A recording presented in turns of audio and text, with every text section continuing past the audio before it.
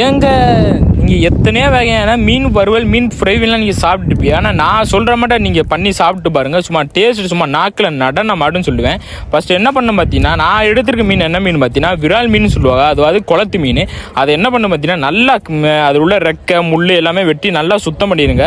Side முள்ளாக வெட்டினதுக்கப்புறம் நான் வெட்டுற சைஸில் நீங்கள் பீஸ் ஒரு பீஸ் சின்ன சின்ன பீஸாகவே போட்டிங்கன்னா உங்களுக்கு மசாலா தேடிவே நல்லா மசாலாவும் சாரும். அதுவும் இல்லாமல் நல்லா மொறுன்னு கருன்னு நல்லாவே இருக்கும். அதுக்கடுத்து என்ன பண்ண பார்த்தீங்கன்னா அதுக்கு தேவையான தண்ணியுமே ஊற்றி நல்லாவே அலசி எடுத்துருங்க. அதில் உள்ள ரத்தம் போகிற வரைக்கும் நல்லா ஃப்ரெஷ்ஷாக நல்லா அலசி எடுத்துருங்க. நான் எப்படி அலசிருக்கேன் நல்லா பாருங்கள்.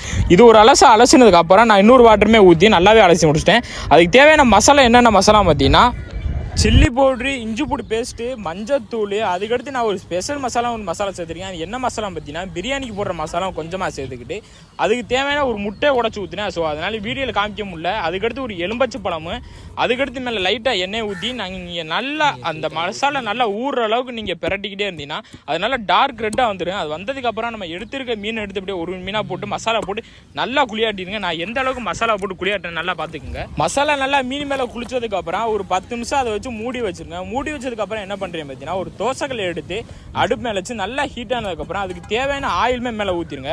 ஊற்றி முடிச்சுட்டு ஸோ நீங்கள் மேலே கருவேப்பிலை இருந்துச்சுன்னா கருவேப்பிலை மேலே எடுத்து வச்சு பொரிக்க ஆரம்பிங்க.